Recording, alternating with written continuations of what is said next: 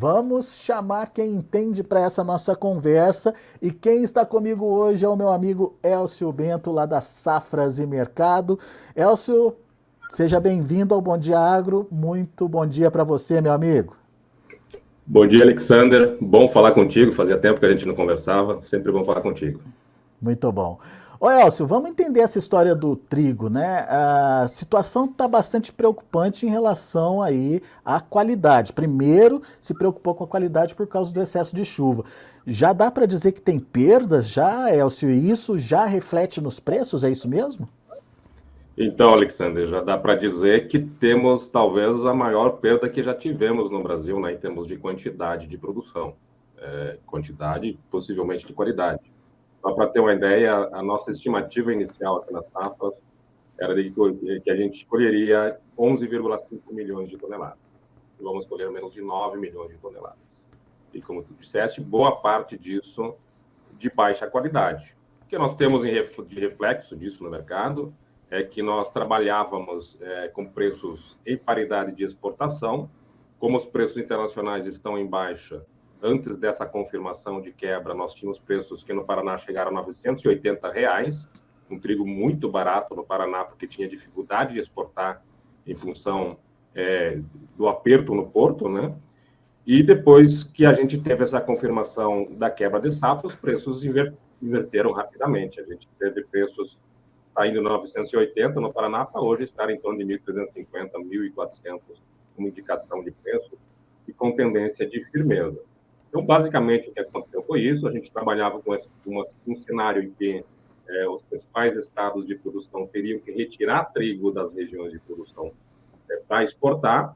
E agora a situação que a gente tem é que tanto o Paraná e principalmente o Rio Grande do Sul, que é um grande exportador de trigo dentro da sua capacidade normal de produção, ambos os estados terão que comprar trigo de boa qualidade, porque a gente tem muito trigo prejudicado pela chuva. O Paraná sofreu menos, as regiões norte e oeste, que são grandes produtores, saíram quase ilesas em relação às chuvas, mas sofreram com outros problemas de doença, especialmente Blue Zone, porque o clima quente que a gente teve no inverno favoreceu a incidência dessas doenças.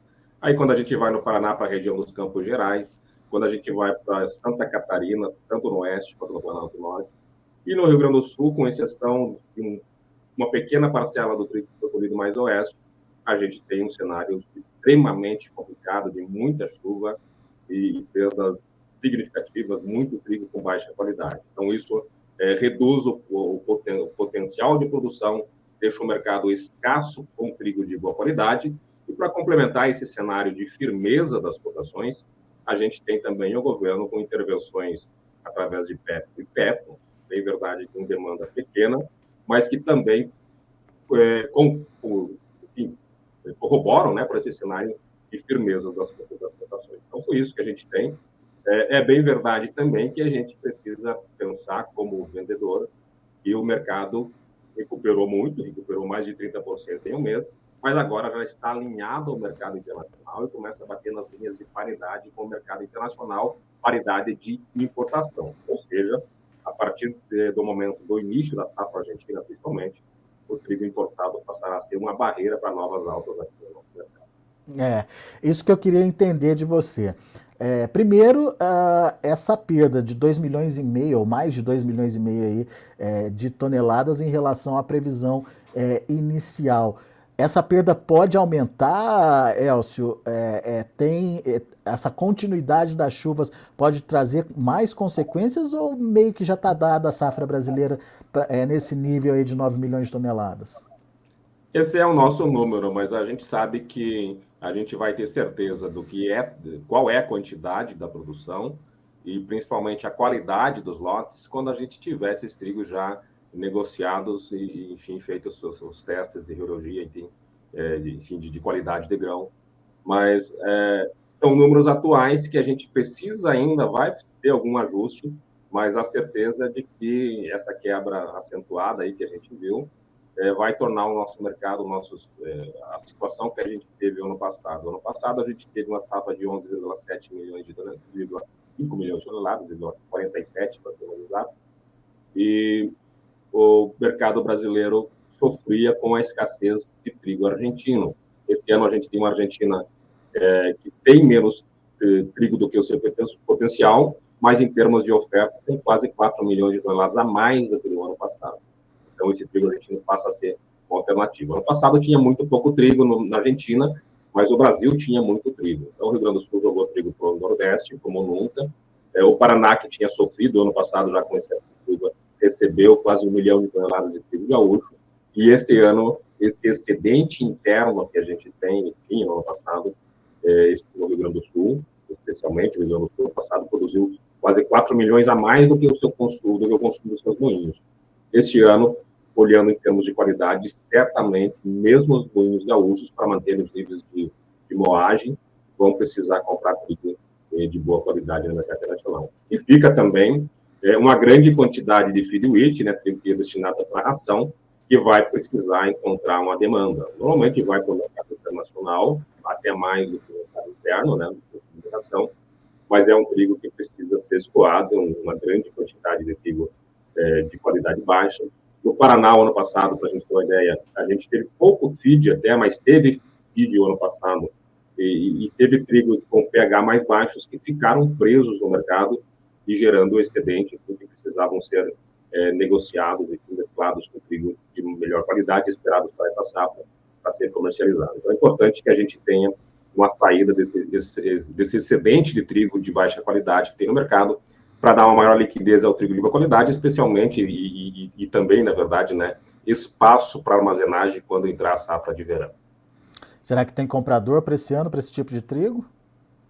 Tem compradores. As indicações que a gente vê no mercado internacional começaram em torno de R$1.000 no porto, hoje tem R$950, R$970 no porto, e dá uma indicação de preços aí na casa de 800 no interior do estado. Se a gente pensar que é um trigo que sofreu muito com a chuva, esses R$800 acaba sendo um preço que, pelo tipo de trigo que né, por toda essa situação complicada que teve esse trigo, é um trigo que acaba remunerando. E outra questão que o produtor pode tentar fazer é ingressar nos leilões de PEP e PEPRO para comercializar esse tipo de trigo. A gente sabe que PEP e PEPRO, mesmo com prêmios que possam parecer vantajosos, são operações muito burocráticas, muito complicadas, e que o produtor ou a indústria que entrar só recebe os prêmios, às vezes demora mais de 6 meses para receber esses prêmios. Então, investimento alto para comprar trigo a preço mínimo agora, para receber somente depois.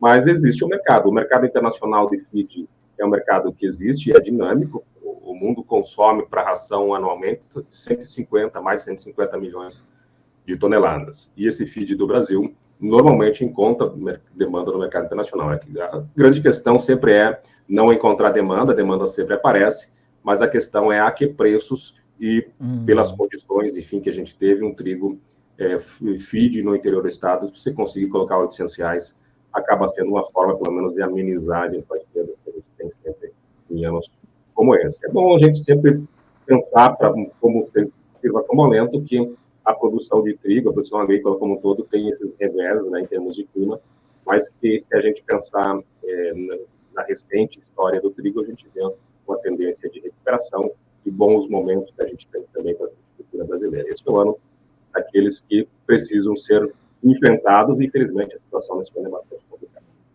Muito bem. Elcio, vamos retomar a questão dos preços aí. Você disse dessa valorização no mercado interno, né, de 980 para R$1.350, mas que possivelmente a gente está batendo aí num teto por conta da paridade, né? A partir do momento que chega nesse nível, você pode importar o trigo e você acaba aí eliminando a possibilidade de novas altas nos preços. Mas vamos entender como é que está o mercado internacional, ou qual é a possibilidade do mercado internacional. Existe alguma tendência de alta à vista aí para o trigo no mercado internacional? Tem um cenário confortável de oferta? Enfim, como é que está a situação do mercado internacional e até que ponto essa possibilidade de alta no mercado internacional pode ajudar aí a melhorar esse teto de preços que a gente alcançou aí?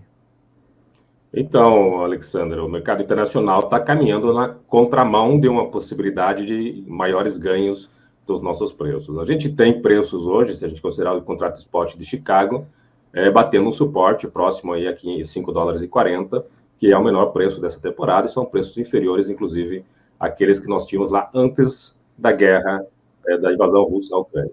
O que a gente tem em termos globais é uma safra. Se a gente pegar os números totais de produção e consumo, essa temporada 23-24, que vai até maio de 2024, a gente teve o mundo consumindo mais do que produziu. Ele não produziu o suficiente para atender o seu consumo e vai invadir os seus estoques finais. Então, quando a gente olha esse cenário global, né, fundamental, e na nossa cartilha de análise de mercado, se a gente está vendo estoques reduzindo, a relação estoque-consumo mais baixo, a sinalização clara dos preços internacionais seria de recuperação.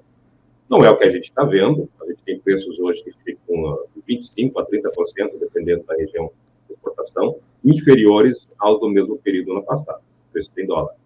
Então, o que a gente acontece? A gente tem que entender o mercado internacional, talvez esteja até passando por uma mudança, e essa mudança é muito em função do que acontece na região do Mar Negro. Vejo que nós tivemos uma elevação muito forte das cotações em função das incertezas que a guerra entre dois grandes exportadores trazia ao mercado, os preços foram lá para cima, só que o que a gente percebeu efetivamente no mercado é que mesmo com a guerra, com a manutenção da guerra naquela região, as exportações continuavam aumentando na região. Bem verdade, a Ucrânia perdeu desde o início da guerra 7 milhões de toneladas no mercado internacional, a Ucrânia tinha um potencial para exportar anualmente de até 20 milhões e está exportando próximo a 10 milhões. Então, nós temos uma perda significativa. Por outro lado, a Rússia está cada vez exportando mais. Este ano tem uma safra de 90 milhões de toneladas e coloca no mercado 50 milhões de toneladas. Só para a gente ter uma ideia, os Estados Unidos bota menos de 20, de 15 a 19 milhões de toneladas, tem que colocar no mercado internacional. Então, a Rússia ganhou muito espaço. E por que isso muda? A gente tem uma situação de uma guerra que acontece, de um país que precisa financiar essa guerra vendendo trigo, que tem parceiros que estão dispostos a comprar esses excedentes de trigo, e está colocando muito trigo no mercado internacional. Para conseguir ser atrativo no mercado internacional, até em função dos custos logísticos, né, de seguro especialmente, esses preços estão muito competitivos, eles estão muito agressivos no mercado internacional. A agressividade da Rússia com tudo que tem de trigo para vender acaba impactando também outros mercados. A gente pode pensar na União Europeia, a França, que é o quarto maior produtor de trigo do mundo, precisa colocar trigo no mercado internacional, a própria Alemanha, Polônia, tem grandes exportadores, outros grandes exportadores na região, que sentem os reflexos dessa agressividade dos países produtores dessa região e derrubam as cotações. Então, a gente tem, para analisar o mercado, a gente olha o cenário global, que tem menos produção do que consumo, mas, da mesma forma, vê os preços caindo. A explicação é basicamente o que acontece nessa região da Eurásia, ali, que vende muito trigo, União Europeia, os países da ex-União Soviética, Rússia, Ucrânia e Cazaquistão, jogando trigo muito barato no mundo e que achata preços no mercado como um todo, nas bolsas norte-americanas, inclusive, sentem essa situação. Se a gente trabalhar sem separado somente as bolsas, somente o cenário de mercado norte-americano, a gente não teria porque os preços caírem tanto. Se a gente olhar um pouquinho mais, a Austrália está com uma quebra muito grande, mais de 15 milhões de toneladas de quebra, também é um cenário que seria para fator de baixo. O Canadá está com pouco trigo, a Argentina recupera a sua produção, é bem verdade, mas ainda é uma produção inferior ao seu consumo, e o próprio Brasil, que estava colocando trigo no mercado internacional este ano, está com complicações. Então, basicamente, a fraqueza que a gente tem nas cotações é exatamente essa grande quantidade de trigo que tem saído da Rússia. A pergunta que fica no mercado é até quando a Rússia colocará tanto trigo no mercado internacional, se terá questões climáticas agora no inverno que possam limitar essa saída, mas é bem verdade que pelo cenário que a gente tem, eu acredito que o mercado esteja nesse suporte aí de 5,40, que pegou hoje muito próximo do que deve ser o fundo das cotações internacionais, mas não vejo também, em que pese quebras em grandes produtores, não vejo uma situação de recuperação de preços. Para isso, nós teríamos que ter já complicações da próxima safra de inverno, que está plantada já, mas que as evoluções das lavouras estão mais ou menos dentro de uma normalidade. Clima sempre complicado, né? Sempre um fator que traz volatilidade, mas ainda acho que o cenário de preços internacionais é de fraqueza no mercado internacional, sem grande espaço para recuperação. Muito bom. Elcio, a boa notícia, imagino aí, né? Não sei se dá para dizer boa notícia diante das perdas que aconteceram, mas é que ainda assim o trigo, mesmo sendo de menor qualidade, aí consegue remunerar o produtor. Pelo menos não está perdendo, não está no prejuízo, né, Elcio? Resta saber se ele vai conseguir vender esse trigo agora, né? É, na verdade, se a gente pensar em custo de produção, o produtor hoje precisaria vender pelo menos qualquer tipo de trigo para cobrir o custo variável, pelo menos a R$ 1.000. Então, essa questão do feed wheat é uma forma de amenizar um prejuízo maior, né? Porque o produtor investiu na lavoura. Então, é uma situação complicada. Porque quando a gente tem essa quebra, os preços sobem, né, para trigo de boa qualidade, mas quem aproveita esses preços são aqueles que conseguiram colher, né? Então, é um ano complicado. Os preços recuperaram, é bem verdade. Se a gente tivesse toda a produção com os preços atuais, seria um ano muito favorável. Agora, se você não tem qualidade, a tua produtividade é menor, né? Então, se tem uma produtividade menor, o custo unitário sobe, né? E os preços, na verdade, os preços de FIT são uma forma de amenizar perdas que O seriam maiores, prejuízo. né? Isso faz parte do jogo da agricultura, né? É como se a gente imaginasse uma indústria com a linha de montagem que fica a céu aberto e o produto que é produzido nessa indústria, que é a produção de trigo, ele é sensível a intempéries climáticas, de geadas, de seca, e neste ano com muita chuva. Então, é um ano complicado, não é um ano assim para ser lembrado com grande alegria, né? Porque a gente tem a questão climática achatando, melhor, reduzindo a produtividade e preços melhores em função disso, né? Então, se a gente pensar, talvez seria muito melhor a gente ter preços em torno de R$ 1.000 com a produtividade cheia, que estaria colhendo mais trigo e trigo de boa qualidade. Mas, enfim, faz parte, né, da agricultura. A gente teve 2 bons anos, especialmente aqui no Rio Grande do Sul, e agora vem um ano um pouco mais complicado. Questão paranaense, que tem uma safra ainda que não foi tão complicada, aqueles produtores que colheram estão com uma situação mais favorável. A gente teve o ano passado o Rio Grande do Sul com uma safra praticamente ilesa e o Paraná sofrendo em boa parte da sua produção esse ano. O Paraná está numa situação melhor em relação ao Rio Grande do Sul e, infelizmente, isso faz parte da agricultura, né? Esses anos mais complicados, especialmente por fatores que não são de controle, né, do produtor, como é a questão climática. Muito bem. O Elcio, tem uma pergunta até pertinente aqui do Alban. Ele quer saber, com a eleição do novo presidente lá da Argentina, né, se já dá para a gente conhecer ou pelo menos prever prováveis efeitos a longo prazo na exportação do trigo pelos hermanos. O Alban é lá de Toledo, no Paraná. E aí, Álvaro, tudo bem? Região maravilhosa de produção, especialmente de milho, né, mas também de trigo. E a pergunta é excepcional, porque a gente tem, sim, alterações que a gente vai sentir no mercado. Só para a gente ter uma ideia, a comercialização de trigo, de trigo argentino, ela estava totalmente parada. Por quê? Porque a gente tinha uma eleição indefinida e existia a possibilidade do Milei, que efetivamente ganhou, mexer na política de exportação, liberar as retenções. Já pode explicar um pouco mais rapidamente o que isso significa. Mas a verdade é que a gente teve uma situação parecida com isso quando foi em 2015, quando o Maurício Macri ingressou, que tinha também ele com essa promessa de mexer nas retenções, e naquele ano a Argentina tinha 8 milhões para vender e vendeu apenas 3,9 milhões de toneladas. O produtor, o exportador, segura, esperando essa definição para retornar ao mercado. Neste ano tem menos excedente do que aquele ano. A safra passada agora ela é muito pequena, uma safra de 11,7 milhões de toneladas, que possibilitava para exportar, sei lá, 5,5 milhões de toneladas. Os argentinos vão exportaram nessa temporada que encerra agora em novembro, em torno de 3,8 milhões de toneladas. Então, guardaram um pouco desse trigo. Se fosse uma safra maior, teria mais trigo, entre aspas, guardado para esperar essa definição. Bom, definiu-se. A gente tinha um governo, que é o governo anterior, que é da frente socialista, né, os peronistas, que em alguns momentos, na verdade tem essa política mais clara, mas, por exemplo, em 2008 até 2014, eles trabalhavam com a política clara de segurar a demanda para atender o mercado interno. O governo que entra agora, né, um governo mais liberal em termos de mercado internacional, pensando no trigo, né, na questão de comercialização como um todo, no setor agrícola, ele vem com um tripé de novidades, que é o fim das retenções, que ele promete, o fim ou a liberação dessas cotas de exportação e o câmbio, um câmbio unitário, né? Sem ter essa ideia de um câmbio paralelo, que hoje tem um dólar, um câmbio oficial com peso a 350 e um câmbio paralelo com um câmbio de peso a 100 mil pesos por dólar, praticamente. Então, tem essa unificação. Então, o que acontece? Um mercado que estava muito retido, muito sem comercialização, agora com a definição política, os argentinos, os exportadores argentinos, vão voltar ao mercado internacional. Tem muito trigo da safra velha, já com declarações juradas, que não foram vendidos na safra passada, seja porque não tinha esse trigo mesmo, foi declarado muito mais do que devia, né, do que se esperava, uma produção muito alta.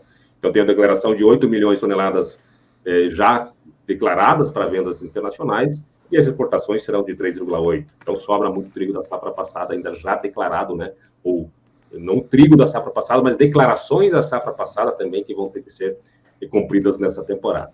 Então, para responder aí o Alban, né? Não, a gripe aqui está me judiando. Mas, enfim, a gente vai ter a tendência que nós tenhamos um retorno do produtor argentino ao mercado. Também, se a gente pensar em termos mais distantes, em termos de produção, as recentes quebras de produção na Argentina não foram por fatores políticos, como aconteceu em 2014, em 2008 até 2014. Foram por fatores climáticos. Então, a gente tem, em termos mais diretos agora, uma tendência do produtor, a partir do próximo mandato, enfim, que começa dia 10 de dezembro, começar a negociar mais.